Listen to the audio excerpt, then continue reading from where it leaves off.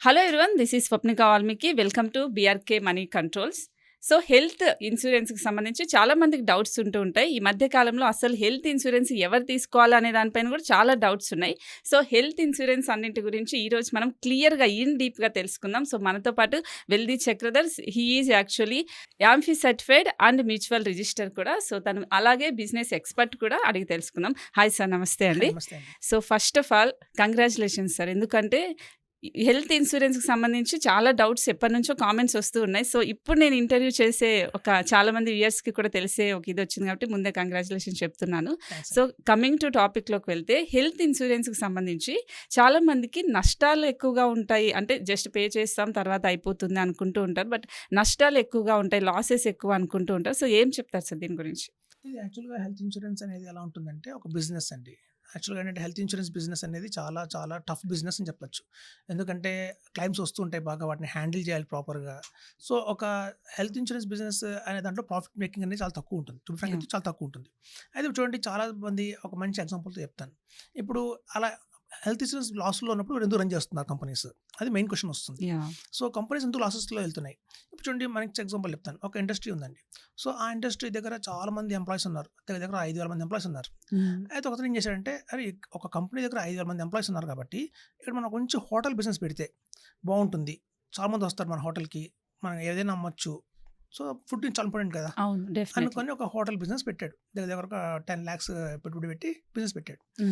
పెట్టిన కాడి నుంచి ఎవరు రావట్లేదు, పెద్దగా జనం ఏదైనా ఎక్స్పెక్ట్ చేసినంత రావట్లేదు జనం. కంపెనీలో పనిచేస్తున్నారు 5,000 మంది కరెక్టే, కానీ ఇతని దగ్గర ఎవరు రావట్లేదు.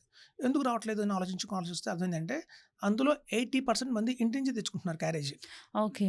అదే కాకుండా కంపెనీలోనే ఒకళ్ళు క్యాంటీన్ పెట్టారు, కంపెనీ లోపలే తక్కువ రేట్కి. సో ఈ మధ్య అలా వచ్చేస్తున్నాయి క్యాఫ్టేరియా అని చెప్పి. సో దీనికి ఎవరు వస్తారు? రారు. సో అట్లాగే చాలా ఫారిన్ కంపెనీస్ ఏం చేస్తున్నాయంటే, ఇండియాలో పాపులేషన్ ఎక్కువ, ఇండియాలో చాలా పెద్ద పాపులేషన్ ఉంది. ఇంత పెద్ద పాపులేషన్ ఉంది కాబట్టి మనం ఫారిన్ కంట్రీస్లో చాలా బాగా నెంబర్ 1 పొజిషన్లో ఉన్నాం హెల్త్ ఇన్సూరెన్స్లో. అలాంటి బిజినెస్ మనం ఎందుకు చేయకూడదు ఇండియాలో అని చెప్పి వాళ్ళు ఇండియాకి వస్తున్నారు. సో ఇండియాకి వచ్చిన తర్వాత ఇక్కడ మనకి అవేర్నెస్ చాలా తక్కువ ఉంది. ఎంత ప్రమోట్ చేసినా కూడా మన అలా అంటే ఇన్వెస్ట్మెంట్ పాయింట్ ఆఫ్ వ్యూలో ఎక్కువ ఆలోచిస్తారు తప్ప, ఏదైనా జరిగితే ఏంటి అని ఆలోచించే వాళ్ళు ఇండియన్స్ తక్కువ మెంటాలిటీ ఉంటుందన్నమాట. సో మనం ₹1 పెట్టుబడి పెట్టామంటే తిరిగి నాకేం వస్తుంది అని ఆలోచించే వాళ్ళు ఎక్కువ మంది ఉంటారు. సో హెల్త్ ఇన్సూరెన్స్లో ఉన్న ప్రాబ్లం ఏంటంటే, మనం 20,000 ప్రీమియం కట్టినా 40,000 ప్రీమియం కట్టినా ఏదైనా క్లైమ్ వస్తేనే డబ్బులు మన తిరిగి వస్తాయి, లేదంటే మనకేం రావు. సో ఏం రాని కాడికి నేను ఎందుకు తీసుకోవాలి అని కొంతమంది. మాకు ఆల్రెడీ కంపెనీలో పనిచేస్తున్నామంటే సాఫ్ట్వేర్ ఇంజనీర్గా, సో మాకు ఆల్రెడీ కంపెనీ వాళ్ళు ఇస్తున్నారు, ప్రత్యేకించి మేము ఎందుకు తీసుకోవాలి అని కొంతమంది. ఇట్లా రకరకాల కారణాలు చెప్పి ఎవరు కూడా దాన్ని ప్రాపర్గా తీసుకోవట్లేదు. సో కంపెనీలు ఎన్నాళ్ళు చూస్తాయి, ఒక 3 years చూస్తాయి, 5 years చూస్తాయి, సో వైండ్ అప్ అయిపోయి వెళ్ళిపోతాయి.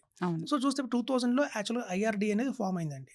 సో 2000లో ఎప్పుడైతే IRDA అనే రెగ్యులేటరీ బాడీ ఫామ్ అయిందో, అప్పటి నుంచే మనకి ఫారిన్ ఇన్వెస్టర్స్ ఎక్కువ మంది రావడం, ఇండియాకి కంపెనీస్ రావడం జరిగింది. సో ఈవెన్ లైఫ్ ఇన్సూరెన్స్లో చూసినా కూడా అప్పట్లో ANP సన్మార్ అని, ఇంక్ వైశ్య అని, ఇంక కంపెనీ అని చాలా వచ్చాయి, కానీ చాలా ప్రయత్నం చేసిన తర్వాత కూడా సక్సెస్ఫుల్ కాలేకపోయినాయి. ఆటోమేటిక్గా వైండ్ అప్ అయిపోయినాయి. అలాగే మన హెల్త్ ఇన్సూరెన్స్ చూసుకుంటే అపోలో, మునిచ్ అని చెప్పి అలా చాలా కంపెనీస్ ముందుకు వచ్చి వాళ్ళు అలా చేయాలి అర్థం కాక ప్రాపర్గా ఎంత ఖర్చు పెట్టినా అడ్వర్టైజ్మెంట్స్ కోసం కావచ్చు, మ్యాన్ పవర్ మీద కావచ్చు, అనుకున్న ప్రాఫిట్ రాలా. ప్రాఫిట్స్ రాకపోవడంతో దాన్ని మళ్ళీ HDFC సిర్గోకి ఇచ్చేసి వాళ్ళు వెళ్ళిపోయారు. సో ఇట్లా ఏమవుతుంటే కంపెనీస్ మర్జ్ అయిపోతుంటాయి వేరే దాంట్లో. సో చాలా మంది తెలియదు ఏంటంటే, ఈ హెల్త్ ఇన్సూరెన్స్లో ఎట్లాంటి కంపెనీస్ మనం తీసుకోవాలి అంటే, చాలా మంది క్లైమ్ రేషియో చూస్తారు. సరే మనం గూగుల్లోకి వెళ్ళేసి ఏ కంపెనీ క్లైమ్ ఎక్కువ ఇచ్చిందో అని చూస్తారు. ఇక్కడ చూడండి, ఫర్ ఎగ్జాంపుల్ ఒక కంపెనీ దగ్గర 100 మందే ఉన్నారు, తీసుకున్న పాలసీ హోల్డర్లే 100 మంది. అందులో ఒక్కడికి ప్రాబ్లం వచ్చింది, ఇష్యూ వచ్చింది, అతను జాయిన్ అయ్యాడు హాస్పిటల్లో. వాళ్ళు వెంటనే క్లైమ్ ఇచ్చారనుకోండి, ఏమంటారంటే 100% క్లైమ్ ఇచ్చామంటారు.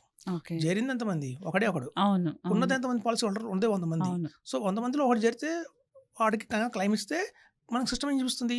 100% క్లైమ్ ఇచ్చారు వీళ్ళు, మంచి కంపెనీ చూపిస్తుంది.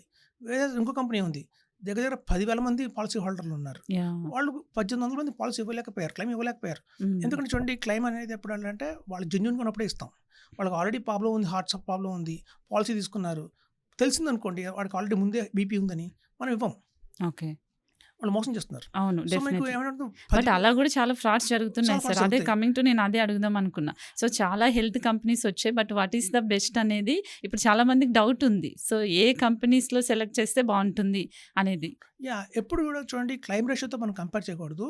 ఎందుకు అంటే నెంబర్ ఆఫ్ పాలసీ హోల్డర్స్ పెరుగుతున్న కొద్దీ కూడా క్లైమ్స్ అనేవి కూడా ఎక్కువ డిఫాల్ట్ అవుతే అవకాశం ఉంది.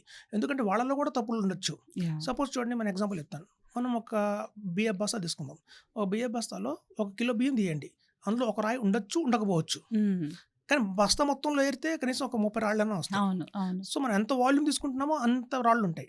సో, అట్లాగే ఈ పాలిసీస్ కూడా ఎలా ఉంటాయంటే ఎంతమంది పాలిసీ హోల్డర్లు ఉన్నారో ఆ కంపెనీ అంతమందికి కూడా ఇవ్వలేకపోయిన ఫస్ట్ కాసం వస్తుంది. ఎందుకంటే పర్సెంటేజ్ తగ్గుతుంది. అందులో దొంగ క్లెయిమ్స్ ఉండొచ్చు. యాహ్! ఆల్రెడీ వాళ్ళకున్న హెల్త్ ఇష్యూస్‌ని దాచిపెట్టి పాలిసీ తీసుకుండొచ్చు. రకరకాల కారణాలుంటాయి. సో, కాబట్టి ఎవరైనా సరే గనక నేను హెల్త్ ఇన్స్యూరెన్స్ తీసుకోవాలి అంటే ముందు చూడాల్సిందేంటంటే క్లెయిమ్ రేషియో కాదు. ఓకే. వాళ్ళ ప్రాఫిట్, లాస్ చూడాలి. అది బ్యాలెన్స్ షీట్‌లో తెలుస్తుంది. ఓకే. సో, ఈ కంపెనీ ఎన్నాళ్ళ నుంచి ఇండియాలో ఉంది? ఈ కంపెనీకి ఎలాంటి ప్రాఫిట్‌లొస్తున్నాయి? లాస్ట్ ఇయర్ ఎంత ప్రాఫిట్ బుక్ చేసింది? అంతకుముందు ఎంత ప్రాఫిట్ బుక్ చేసిందో చూడాలి. మనం ఏదైనా కంపెనీ రన్ అవ్వాలి అంటే లైఫ్ లాంగ్‌లో ప్రాఫిట్. చూడండి ఎవరు బిజినెస్ చేస్తుంది ప్రాఫిట్ కోసమే కదా! అవును. చారిటీ కంపెనీస్ కావు ఇవన్నీ. హ్మ్. Business companies. అవును. సో, వాళ్ళకి ప్రాఫిట్‌లో ఉన్నారు అంటే ఇంకో నెక్స్ట్ 20 ఇయర్స్ దాకా కూడా ఆ కంపెనీ ఉంటుంది అని అర్థం. ఏదైనా కంపెనీస్ కంటిన్యూయస్‌గా 3 ఇయర్స్ నుంచి 4 ఇయర్స్ నుంచి లాసెస్ బుక్ చేస్తున్నాయనుకోండి, ఆ కంపెనీ ఏ రోజైనా వానిష్ అయిపోవచ్చు. So, okay. మనం చాలామంది చూడండి ఒక 30 ఇయర్స్ టైంలో మనం పాలిసీ తీసుకుంటాం. 40 ఇయర్స్ ఏజ్‌లో పాలిసీ తీసుకుంటాం. దాని ఉద్దేశ్యం ఏంటంటే నెక్స్ట్ ఇయర్ నాకు క్లెయిమ్ వస్తుందని కాదు. రేపొద్దున నేను పెద్దయ్యాక ఒక 60 ఏళ్ళు నాకొచ్చిన తర్వాత అప్పుడు గనక నాకేదైనా క్లెయిమ్ ఇష్యూ, హెల్త్ ఇష్యూ వస్తే ఈ కంపెనీ నన్ను సపోర్ట్ చేస్తుంది అని. ఓకే. ఇప్పుడు స్టార్టింగ్ ఇప్పుడే ప్రాఫిట్‌లో లేదు కంపెనీ. లాసుల్లో అవును. ఉంది. హ్మ్. నెక్స్ట్ 20 ఏళ్ల దాకా నాకెలా సపోర్ట్ చేస్తుంది? ఆ అవును. కంపెనీ ఉంటుందో ఉండదో. So, definitely. కాబట్టి మనం అలా తీసుకోకూడదండి. ఎప్పుడు చాలా మంది చేసే తప్పేంటంటే గూగుల్‌లో చూసి రీసెర్చ్ చేసి క్లెయిమ్ రేషియో బాగుందా లేదా తీసుకుంటారు. అలా తీసుకోకూడదు. ముందు ఆ కంపెనీ ప్రాఫిట్‌లో ఉందా లేదా చూసుకోవాలి. ఓకే. అది మోస్ట్ ఇంపార్టెంట్ చెప్తున్నాను. ఓకే. డన్. బట్ అంటే హెల్త్ ఇన్స్యూరెన్స్ అంటే చాలామంది కొంచెం అంటే ఇప్పుడు సడెన్‌గా ఏదన్నా పెద్ద అంటే క్యాన్సర్ కావచ్చు, ఇలాంటివి ఏవైనా రావచ్చు. కొన్ని ఆరోగ్యశ్రీలో ఉన్నవి కావచ్చు. ఆ టైంలో వచ్చి హెల్త్ ఇన్స్యూరెన్స్ కావాలని అంటూ ఉంటారు. But correct time health insurance కంటే ఎప్పుడు చెప్తారు? ఎప్పుడైనా మనం హెల్తీగా ఉన్నప్పుడే పాలిసీ తీసుకోవాలండి.